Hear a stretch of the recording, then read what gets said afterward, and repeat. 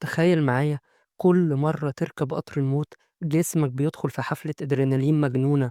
أول لفة قلبك بيدق بسرعة ومعدتك تطلع لفوق والدم يندفع في جسمك، تصرخ وتضحك في نفس الوقت وجسمك فاكر إن ده أحلى إحساس في الدنيا.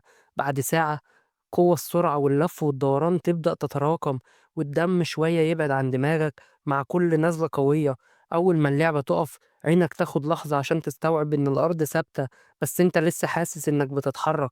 بعد ساعتين الأذن الداخلية المسؤولة عن التوازن بتتلخبط خالص، فوق بقى يحس إنه مايل وتحت مش واضح، تمشي خطوتين مستقيمين مهمة صعبة حتى على أرض مفروشة سيراميك.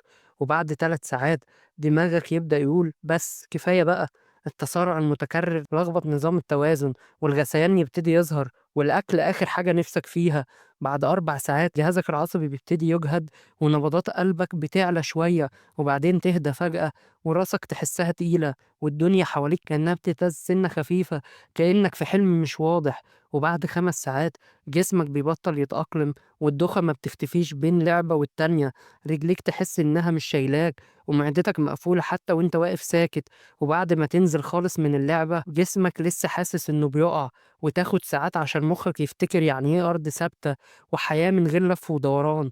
لو عمرك فضلت تركب ألعاب كتير وطلعت وأنت مش عارف تمشي عدل قُل لي في التعليقات، وما تنساش اللايك والاشتراك والشير، دعمك سبب الاستمرار يا صديقي.